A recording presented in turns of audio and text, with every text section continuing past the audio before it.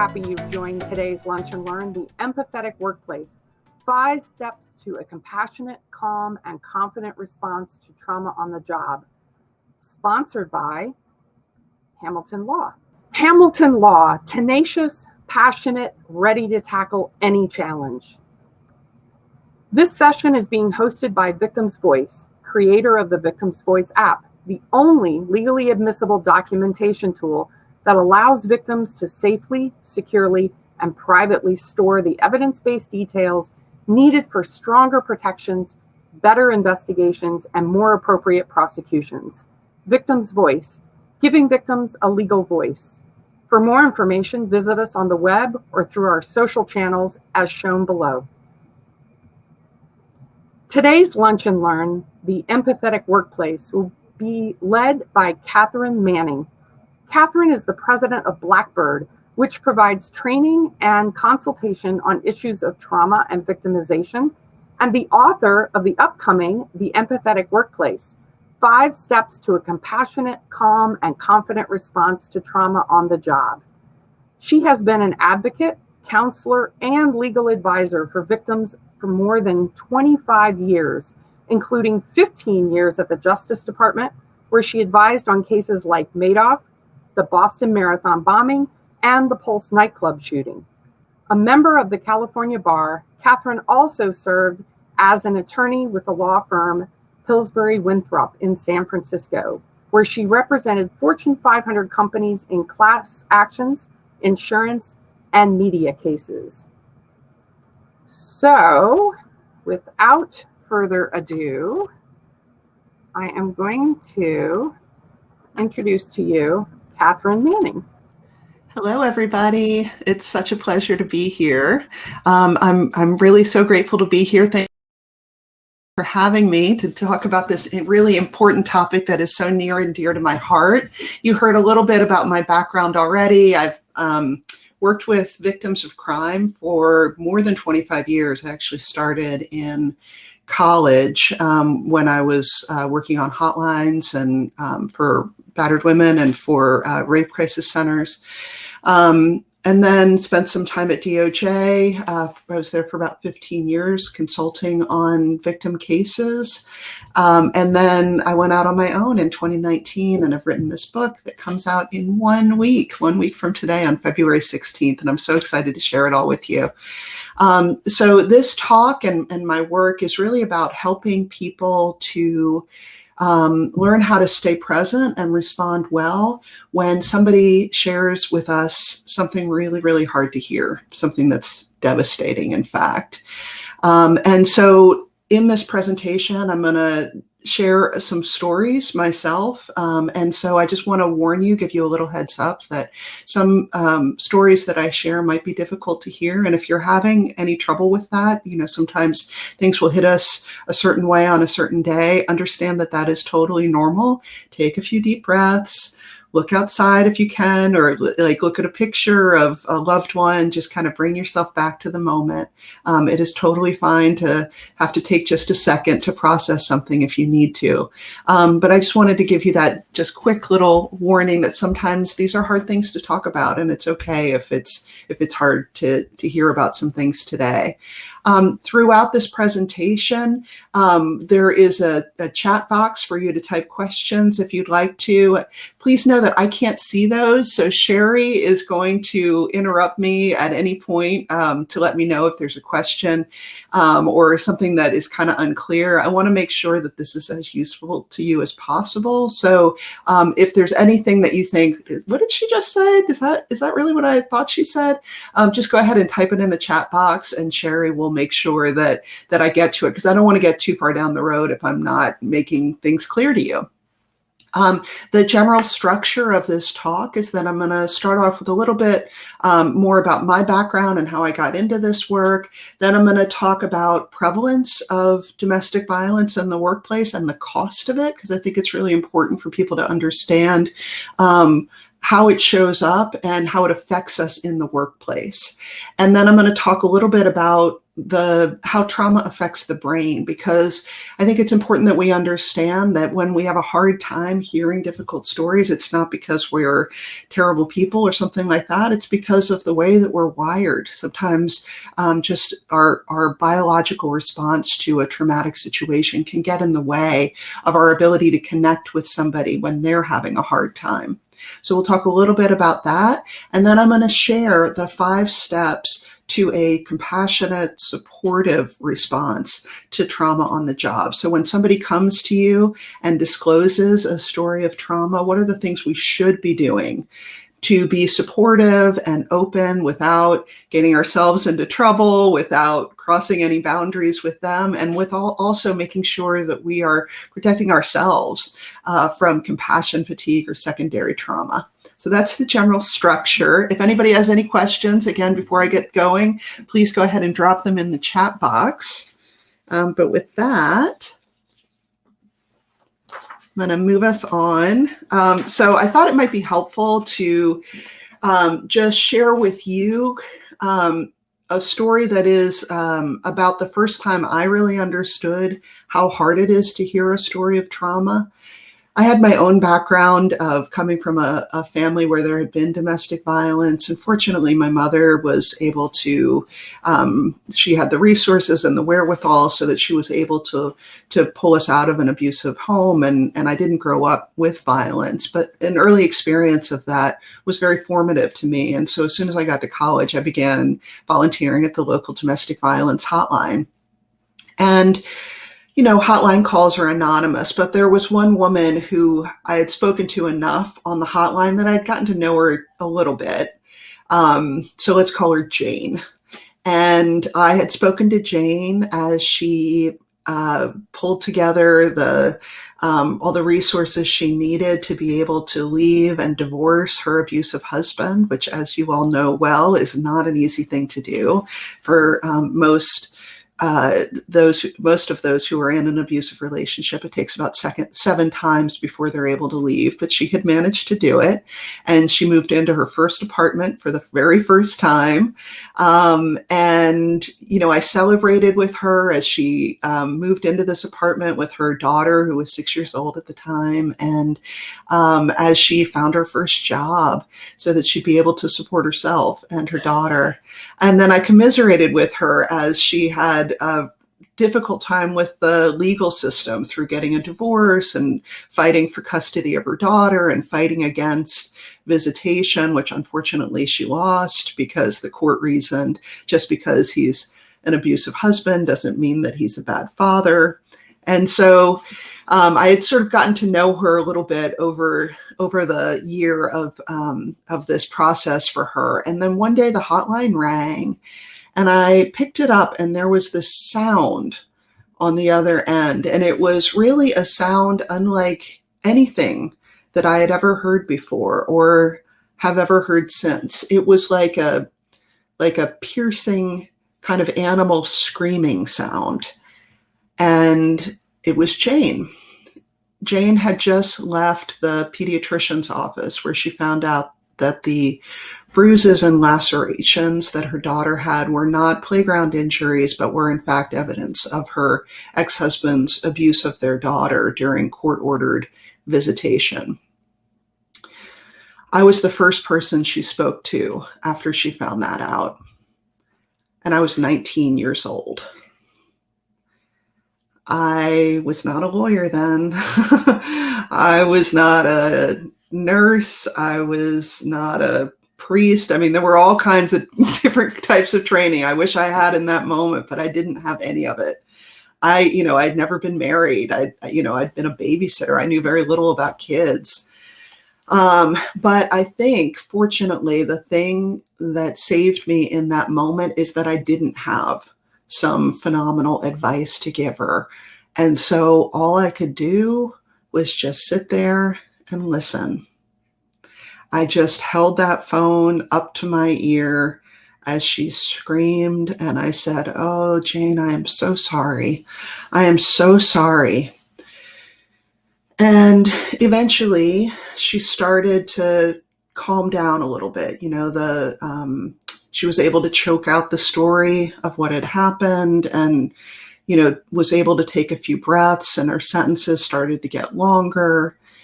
And eventually she took one last really deep breath and she said, okay. And then she hung up. That story has stayed with me. I mean, that was 25 years ago, and I still recall in vivid detail the events of that day and that phone call with Jane.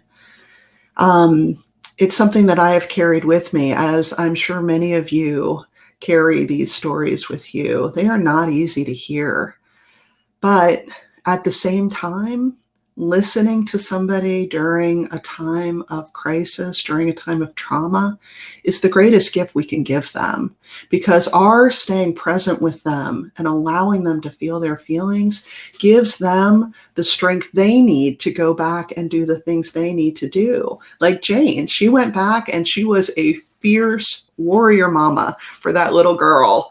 And I know that girl is okay today because of Jane and everything she did to fight for her.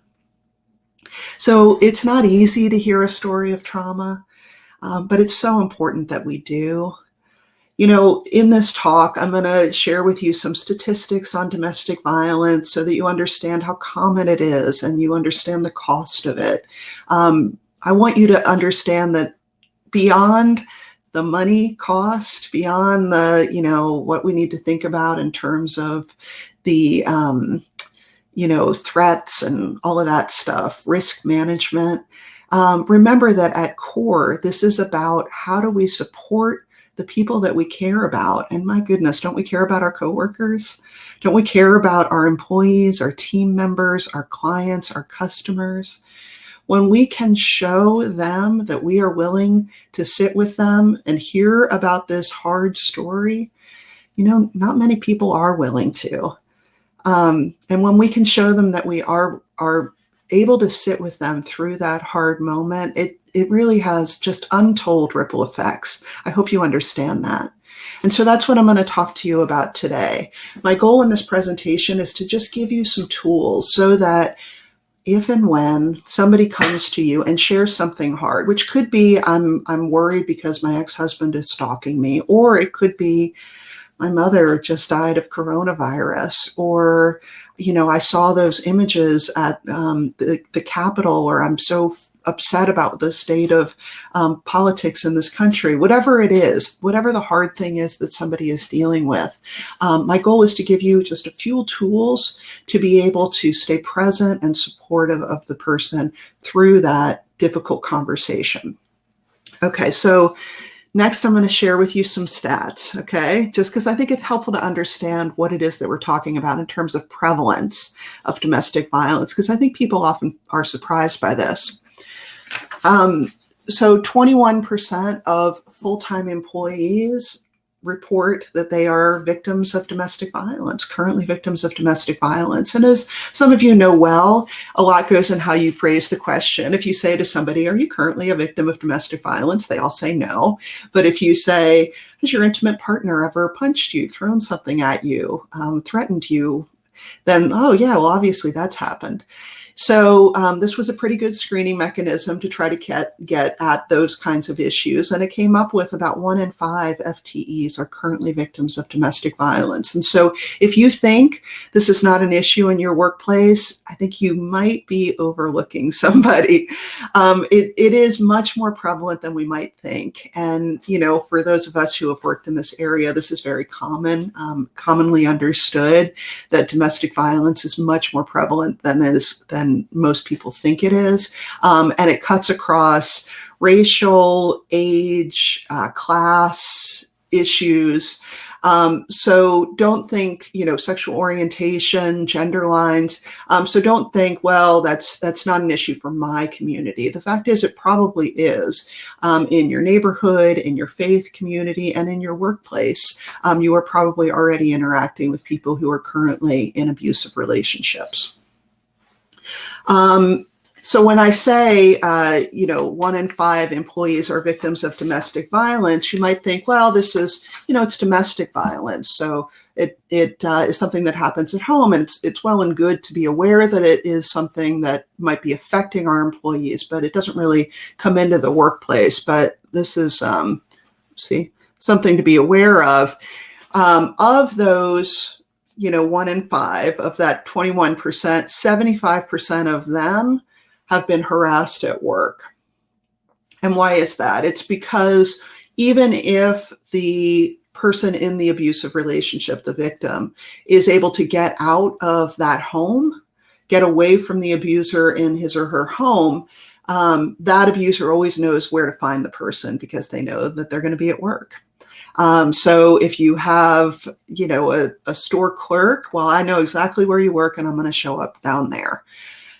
So it's important to remember that as much as we want to say, well, this is something that doesn't really come into these 4 walls, whatever those are, of my workplace, we're safe here.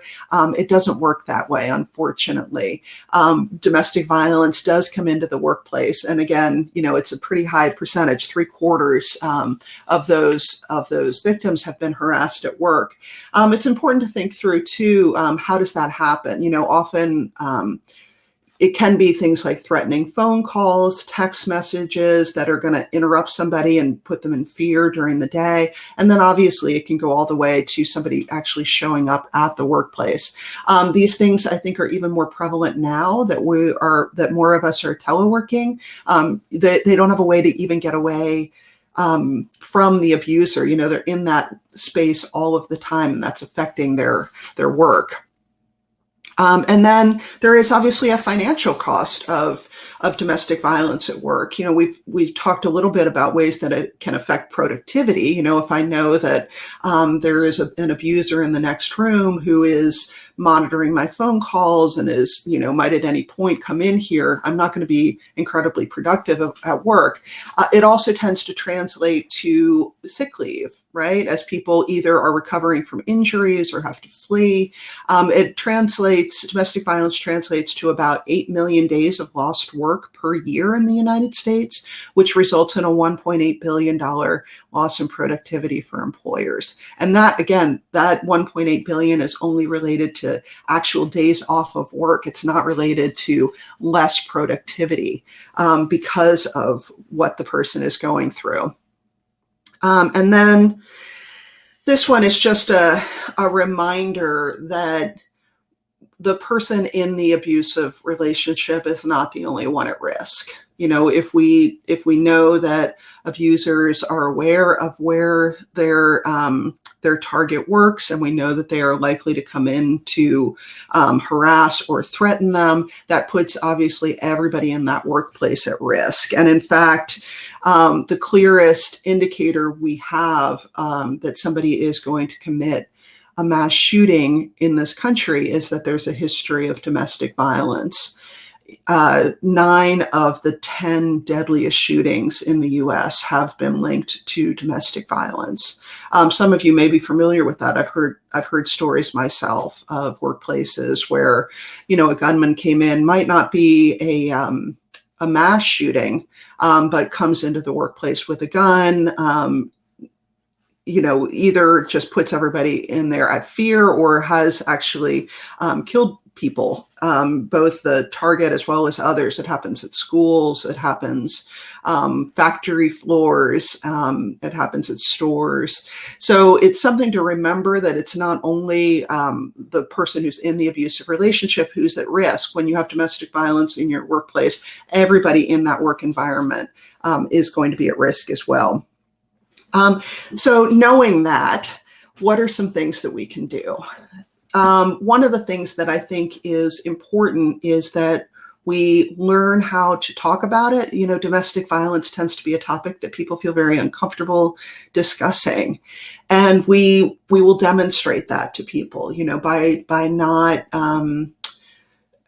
by just kind of instantly shutting down a conversation and not being open to the discussion. We signal that in a lot of ways. And one of the things that I think is important is that we be prepared and we have the wherewithal to have those discussions. So this is, my little slide to indicate that sunshine is the best disinfectant. We can't address issues if we don't know they're there. So one of the things that's important we do is that we make it okay for people to come to us if they need help. There was an earlier presentation here at Victim Voices about, some of the things that we want to be careful about in terms of the legality of, what we can ask about and document and that kind of thing. Aisha Hamilton covered all of that really, really well. So I'm not going to go through that. In this presentation, what I'm going to talk about is how we can better be supportive when somebody does come to us. Somebody has come to us for help.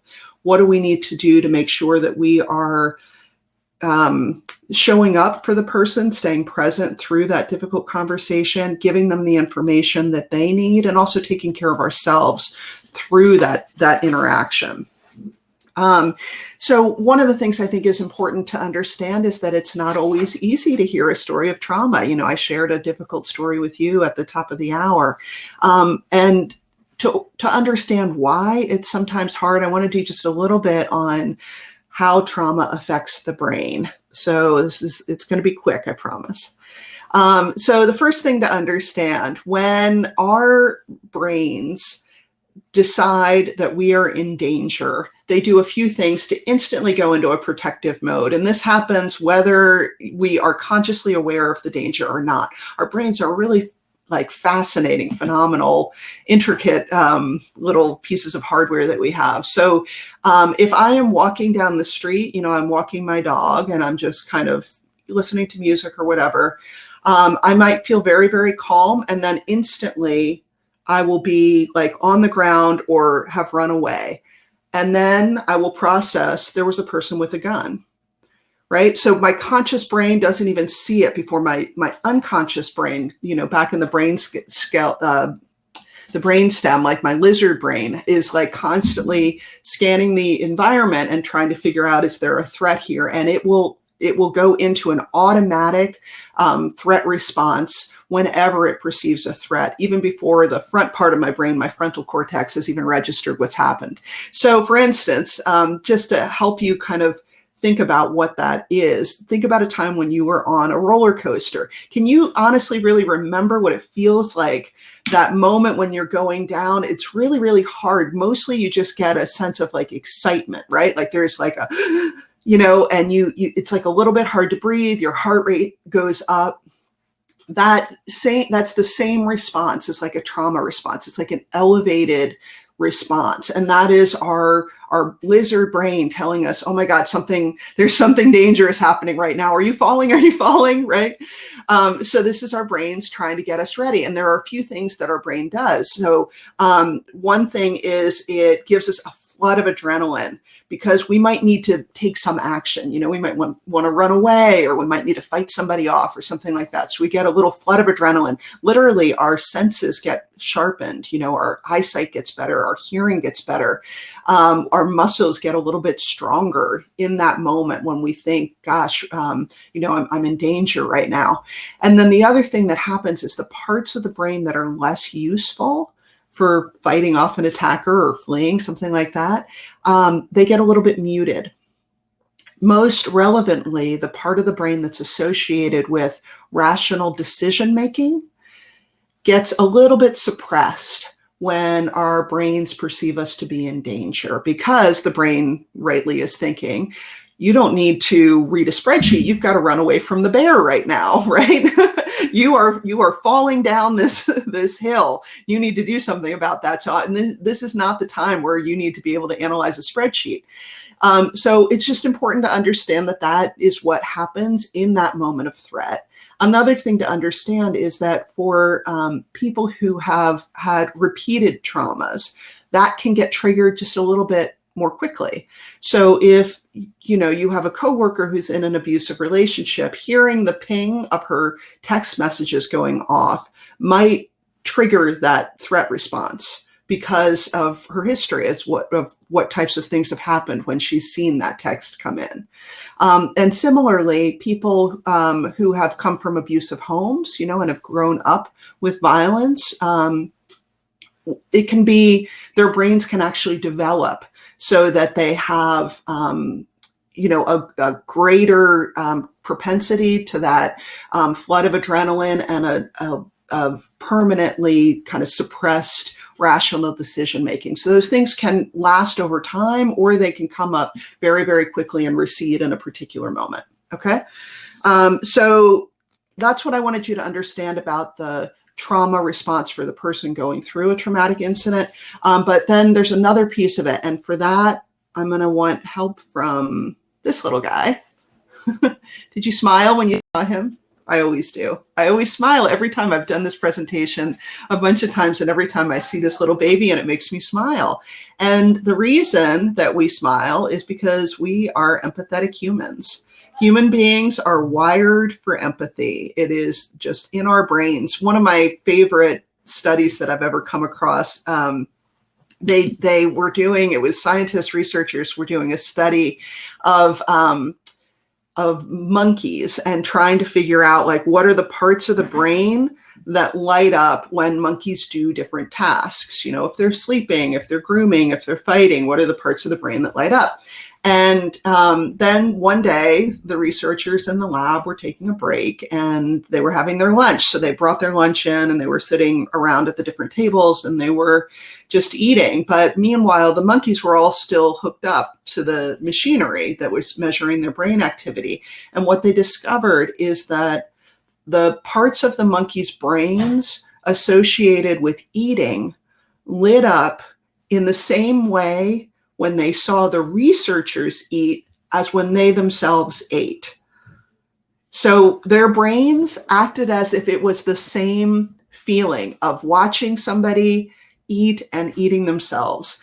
And this was what they later termed it mirror neurons. It was an important discovery because it taught us that there is a part of the brain that instantly maps onto what somebody else is experiencing when we see them experiencing it and when we're familiar with that feeling. If I've never been skydiving, I don't necessarily feel that same rush of adrenaline that somebody who has seen it a bunch of times or has experienced it would feel upon seeing it. But if it's something that I've done before, like eating, or feeling like kind of a stress response, those things will get triggered in me too. So this is the same part of the brain that, for instance, if I see somebody laughing really hard, I will maybe smile or even start to laugh myself, even if I have no idea what it is that they're laughing about. Feelings are contagious. We just had the Super Bowl, right? If I see a football player get tackled really, really hard, what am I going to do? I'm going to, oh God, that was a rough hit. Even though I'm sitting safe and sound, in my house, on my couch, nobody is coming at me, but man, I can feel that hit. Feelings are contagious. And so when we're looking at a happy baby, that's a great thing.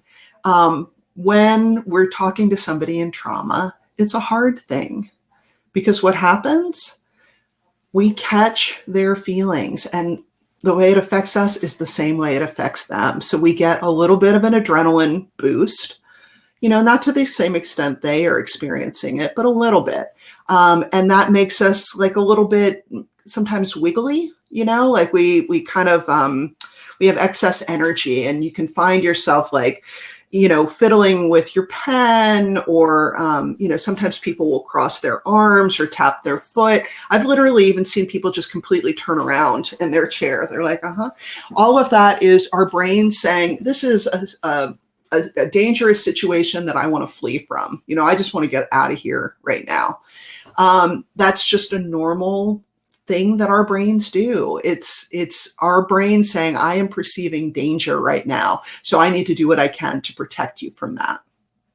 The other piece of it, right, is that suppression of rational thought. Literally, you will find sometimes in a difficult conversation where it's hard even to form words, and you're like, am I really processing what this person is saying? You can have almost like an out-of-body experience. All of that, again, is just our brains kind of doing what they naturally do to protect us, which is great. And our brains are just beautiful, phenomenal things, but it's not super helpful in that moment, right? Because when I do these things, when I cross my arms, when I tap my foot, when I say something that's maybe a little tone deaf, like, oh, I'm sure it's going to be fine. Like, but, I really have to get going right now. All of those things are communicating to the person in trauma that you don't want to hear from him or her. And maybe you really do. Maybe you want to be supportive. It's just that our brains kind of aren't wired for that. And so we have to do what we can to try to overcome that natural brain response. And so that's why I'm going to share with you some tips. What are the things that we should be doing in that moment to try to stay present for the person when they are disclosing to us a story of trauma, which again, can be domestic violence, sexual assault, it can be COVID, it can be any range of things. It can be bankruptcy. There are lots of reasons that people go through a trauma response, and these tips should be able to help you for any of them. Okay, so step number one, and as I'm going through, there are going to be 5 steps, and there's an acronym, which is LASER. Okay, so step 1 is the L, and that is listen. So one of the things I think is kind of the most important that we can do when somebody is disclosing to us a story of trauma is to listen. Similar to that hotline story, but there have been a number of experiments of this. There was one experiment where they did an experiment on patients who were about to undergo a biopsy, which is, just a very kind of minor surgery. And there were 100 patients, and for 50 of them, they said, prior to the surgery, I want you to share with somebody supportive a story of something from your past that was difficult. And then for the other 50, they said, just share any story of any experience from your past. Okay. And then they all went through their biopsies. And then afterward, they measured the rates of healing.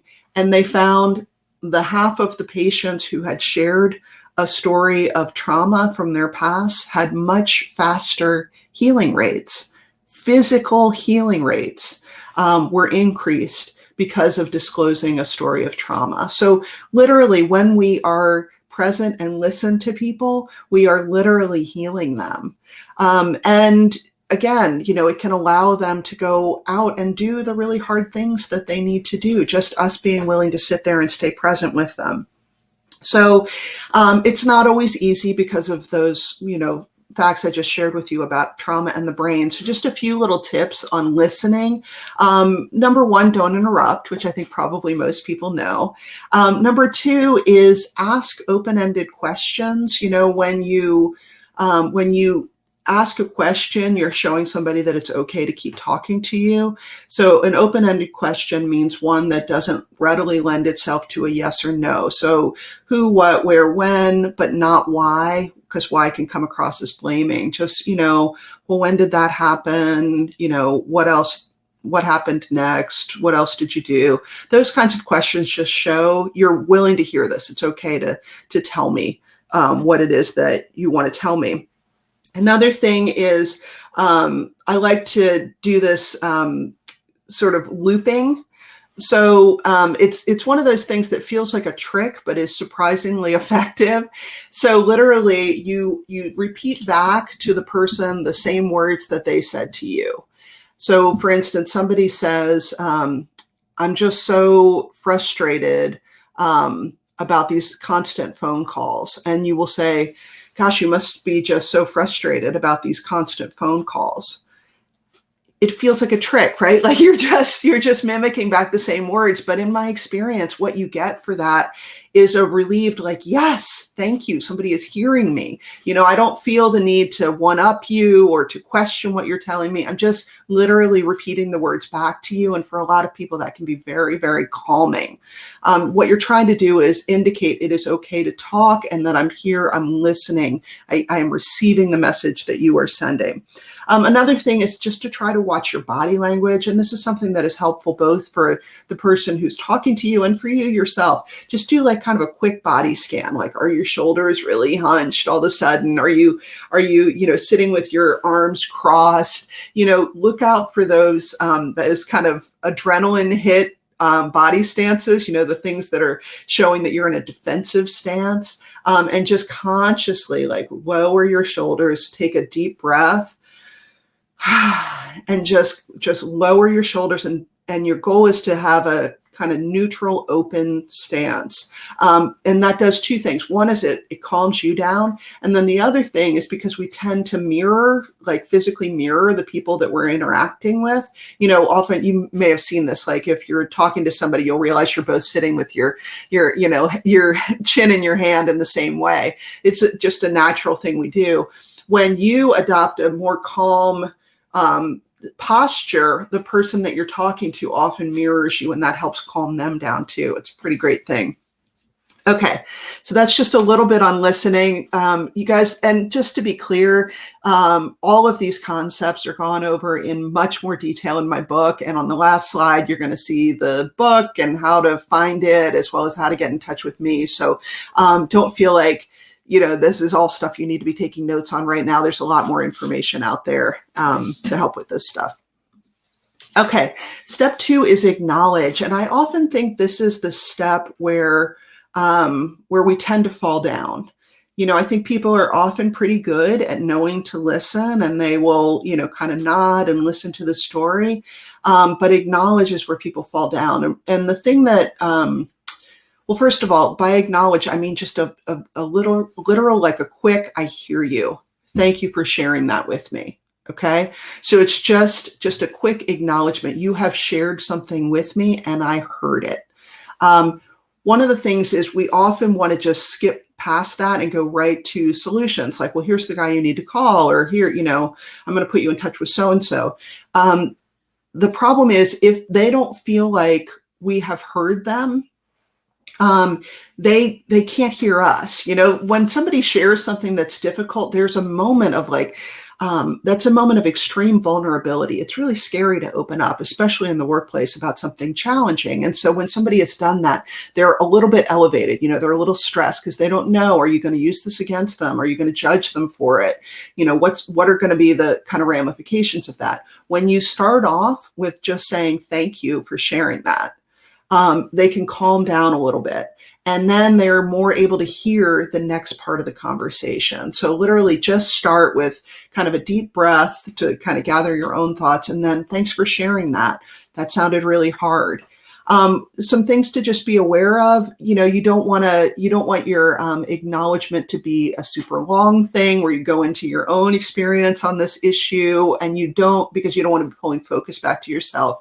And you also don't want your acknowledgement to be something that kind of indicates, gosh, it's so horrible that this person did this awful thing to you. If you are going to have to be a fact finder, right? There are some of you who may be in the position where you have to take some action later based on what you've heard, and you don't know all the facts yet. And so it's important that your acknowledgement be pretty neutral. It's just, thank you for sharing that with me. That sounds really hard or scary or whatever it legitimately sounds to you. Again, just a very quick acknowledgement. One of my favorite quotes is from Teddy Roosevelt, and he said, people don't care how much you know until they know how much you care. So the acknowledgement is literally just, I care, I hear, and I care.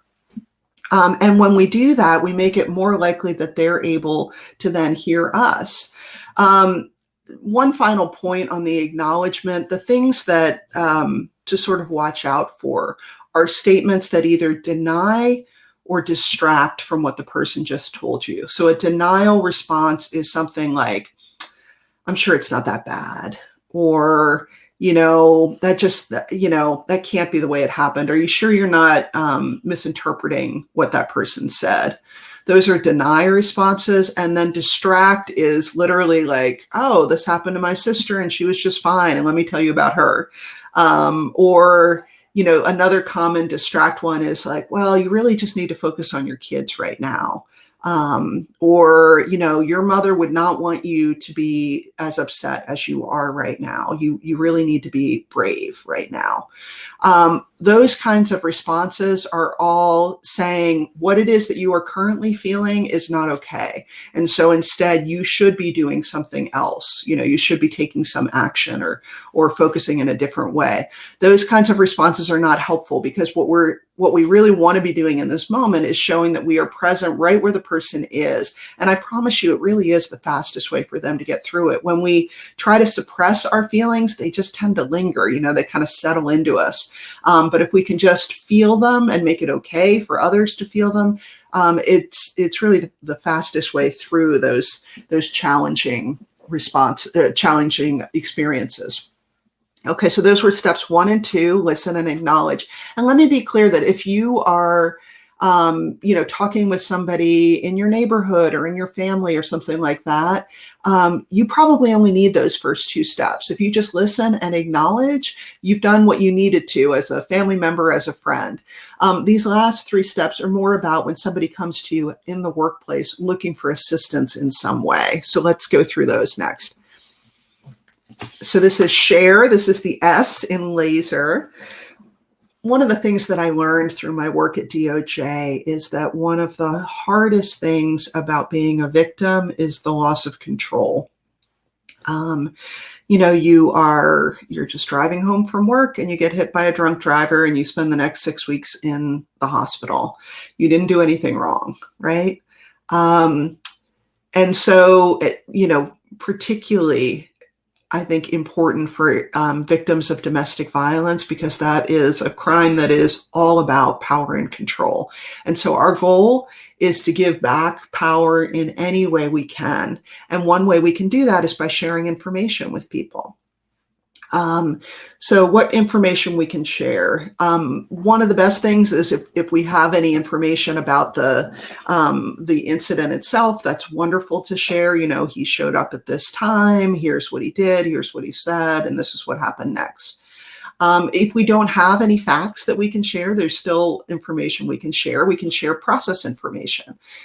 We have a security office, and here's how this works. Here's how you would make a complaint. Here's how to apply for our telework policies. Here's how to do a leave of absence, right?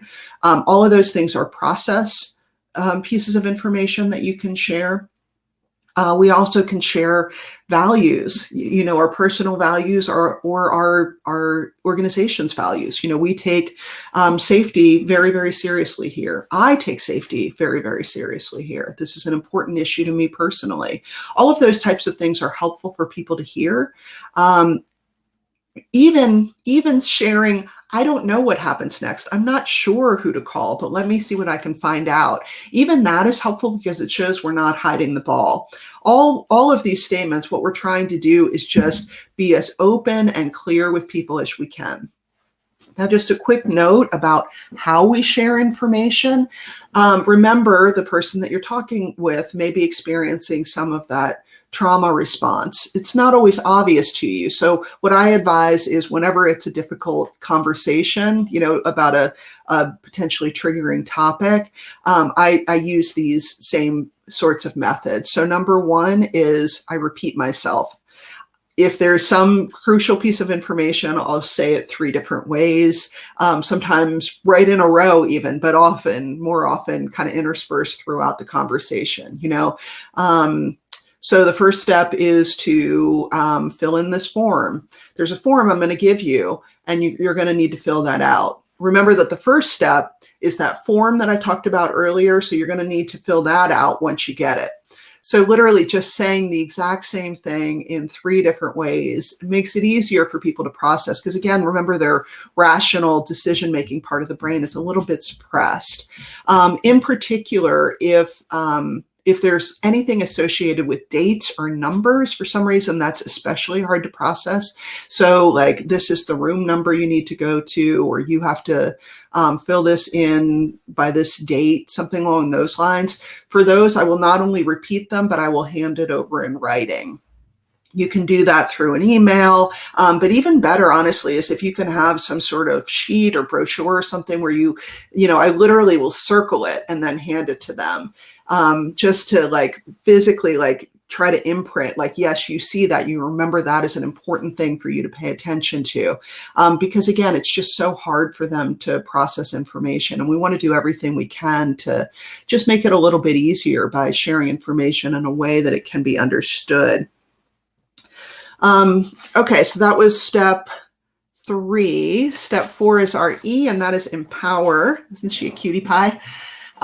So I like this image because I think of empower as the goal is to give the other person the cape. You know, sometimes if we are helpers, which I'm sure many of us here are, we really want to just do everything we can, you know, so this is the person you need to call, and don't worry, you know what, I'm going to call him for you. Why don't you just stay right here? I'm going to just pick up the phone. I'm going to call him and find out when can you meet with him? Oh my goodness, he's available right now. Let's just walk down there together, and I'm just going to wait outside until you're done with him so I can make sure that it all went well.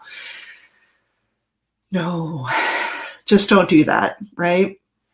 For a couple of reasons. You know, as I mentioned earlier, for domestic violence victims in particular, this is a crime of power and control. And when we come in and we say, don't worry, I'm here to help, what we are indicating to the person, what we're communicating is, I don't think you really are able to protect yourself. I'm going to come in and I'm going to protect you. You know, I'm going to just take that over from you because you're not really able to do that. You know, I'm here, I'm going to put on the cape, and I'm just going to bring you with me as I, you know, go and bring you to safety. So number one, it's disempowering for the victim. The other thing is it's just going to be less effective. The person who is in the violent situation is always the expert in his or her own safety. They know so much more than you do about what is going to make the abuser more angry and put them at greater risk. So we have to trust that they know more than we do. And therefore, what we can do is not take it over and say, like, I'm going to call and I'm going to set all this stuff up for you, but just give them the resources and let them decide what is the appropriate way to handle this situation and what it is that they need to do next. Again, this both gives them back some control. It makes it a lot more effective. And then finally, it makes it that we don't get taken off the list of people they can go to for help. If somebody comes to us and asks for help and we say, oh, I'm going to set you up with, you know, whatever, this shelter or this security officer, and then they don't follow up on that referral for whatever reason, they now may feel really embarrassed to come back to us and have to admit that they didn't follow up on it. And so their list of people that they can rely on just got a little bit smaller.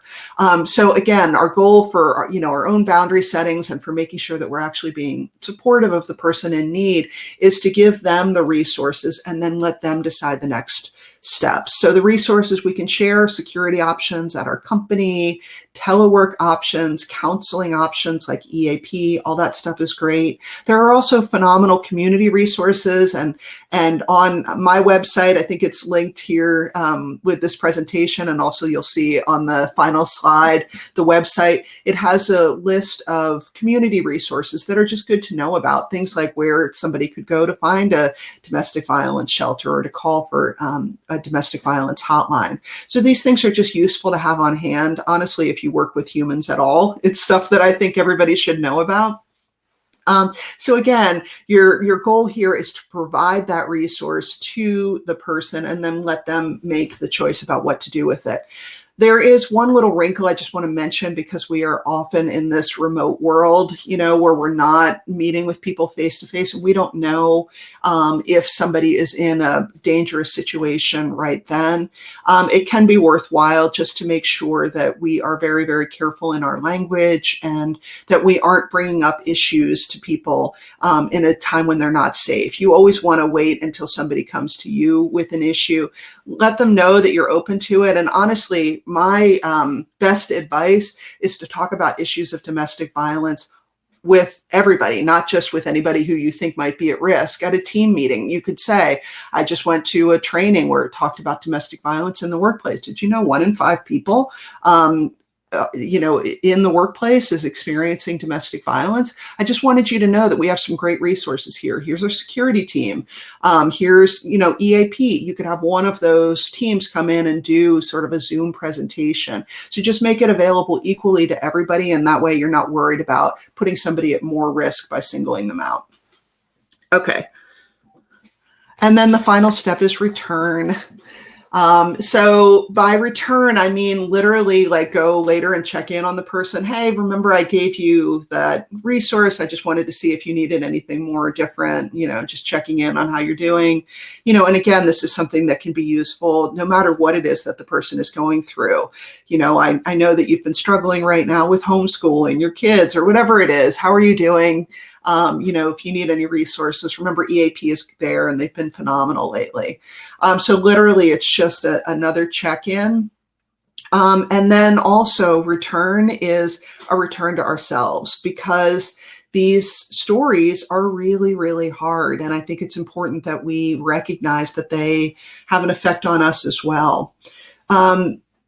Here's some of my best advice on compassion fatigue and kind of guarding against it.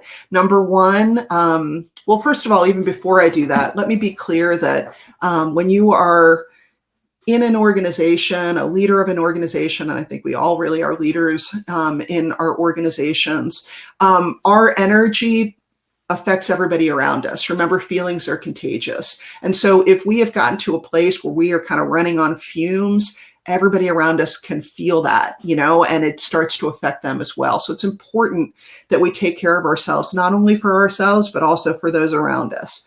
So self-care, one of the things I do is I try to make it routine, like just an everyday. For me, I do, 5 minutes of stretching and 5 minutes of meditation every morning.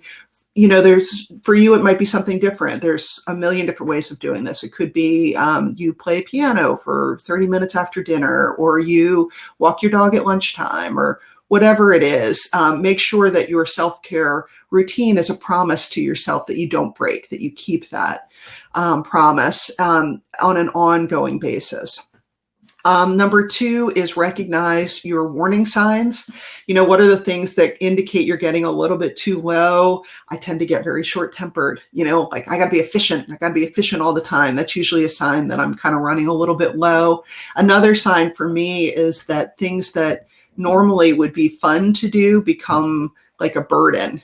In the before times, before COVID and all the shutdowns, I used to love throwing dinner parties. And I love cooking. I love having friends over. And so if I had gotten to the point where, oh God, I have a dinner party this weekend, I'm just dreading it, that's a sign that I need a little bit more self-care. I need some more downtime than I'm getting right now. It's also important to remember that if you're somebody who struggles with addiction of any kind, this is when it's going to kind of rear its ugly head. So just be mindful of that as well. And then the final self-care tip is that you got to talk about the hard stuff. We like to think, especially managers, I think like to think I can handle anything and nothing's going to affect me, but it does affect us, all of us. And so the important thing is that we process it as it's happening. Obviously, when something, confidential is happening in the workplace, that's not something that you could talk about publicly. We have to respect people's privacy. But you can talk about it maybe within your work team, if that's an appropriate thing to do. Also, don't underestimate the benefits of therapy. Therapy can be great. You can write in your journal. I write in my journal every morning as a way to just process what's going on. And then finally, remember those hotlines that are out there, that are on that sheet of resources that I talked about. Those hotlines are available to us as helpers as well. So you could call the, National and Domestic Violence Hotline and say, I'm concerned about a coworker and I'm not sure how to help her. And you can get both some good tangible tips, but also you can get some support for yourself. So don't forget about those as well. All right, my friends. So that is it. Those are my 5 steps. Listen, acknowledge, share, empower, and return. I find them to be just a very helpful roadmap for those moments when the unexpected happens, when you get that phone call on a random Tuesday afternoon and you think, oh boy, what am I going to do now? Just try to hold on to that laser, like listen, just let this person, get the story out, acknowledge, thank you for sharing that. Share information with them. Listen, here's what are the next steps. Empower them with resources. This is Bob from security. This is how to contact him, and then return both to them and to yourself. I hope that these are helpful to you. I'm going to leave a little bit of time for questions here. But I do want to just stress one final point, which is that one of the amazing things that we've found in research is that the best way to build a healthy organization, a healthy team, is by supporting each other through challenging times. And boy, are we going through some challenging times right now. So we have an opportunity, all of us, to support each other and thereby build strong bonds of trust and really do good, tangible help for one another. So I hope that these tools give you something to hold on to as we try to support each other through these times. All right, so I'm just going to take some questions if there are any. Sherry, are there questions? Yes, so Penny asked a really great question, and her question was, until the regulations related to FMLA and unemployment insurance allow for DV as a reason for taking leave or leaving a job, what do you suggest to companies as best practices for employee leave policy? Oh, that's such a great question.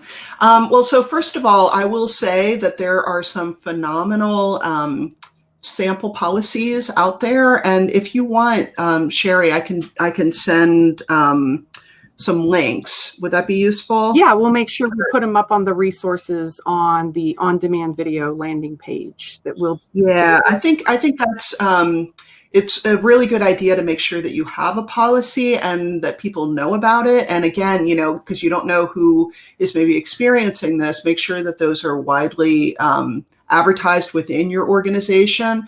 So I don't want to give any set, this is the number of days or anything like that. I don't want to go kind of that deep because I think it's very organization dependent, but I will make sure to share with you some of the sample policies that are out there and that I think are really good for each organization to to kind of look through and analyze for what makes sense for their own organizations. But I love that you're thinking through those issues. I think a lot of people, there have been these kind of fascinating studies where something like 95% of HR people believe that their organization should have a domestic violence policy, and something like a third actually do. So I wish a lot more companies had specific policies around domestic violence. So I'm really glad that you're thinking that through. And I think that's going to help your organization in the long term to make sure that they have a really good, robust, and well advertised domestic violence policy. Yeah, and our next month's speaker is actually going to talk about going into workplaces and what those policies should look like and how to address that kind of information. So be sure and catch us next month as well.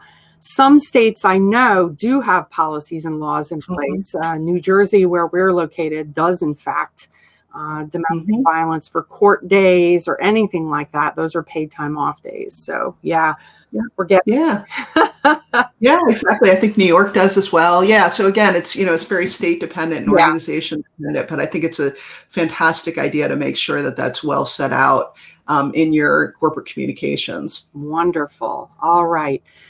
So, Katharine, if you want to put up your contact information. Yeah, absolutely. All right. So there's a lot of it, I guess that's the way it is these days. So I have my author website and my company's website. And then also definitely connect Twitter, LinkedIn, Facebook, Instagram. I love to communicate with people about these issues. As you heard from the beginning, these are issues that are near and dear to my heart. And I love to be able to connect people with resources that can be useful for them. Also, please, don't forget my book. It comes out a week from today. I'm so excited. Oh, I can show it to you. I finally got my author copies. And so Look, it's right here. It's so exciting. Gosh. And I'm I'm working on it for excited. years. Yeah, I'm excited to share that we have 8 copies that Katharine is going to be signing, and we're going to be mailing out to 8 lucky registrants of today's conference. So we'll let you know in an email if you're going to be receiving your book, so we can make sure we have the appropriate address to send it to you. How exciting. That's wonderful. Oh, I'm so glad to be sharing with people. So, Katharine, on behalf of the audience and Victims Voice, we'd like to thank you for today's Lunch and Learn. For those of you who have further questions about the material covered in today's presentation, or whose questions were not addressed in the Q&A portion, please feel free to contact Katharine directly. You may also let us know in the chat if you have further questions, and I'll make sure that she's able to reach out to you directly. You will receive a survey pertaining to this event. Upon completion of that survey, you'll be provided a link to resources and the on-demand recording. So now I'm going to, if you can go ahead and stop presenting, I'm going to put all of us back into the networking hall where we can have just a few minutes left to chat. And if you have other questions or things that you'd like to talk further with Katharine when you get into the hall, just double click on the table where you see the K and the little microphone, and you'll be able to talk to her directly. All right, we'll see you in the other room.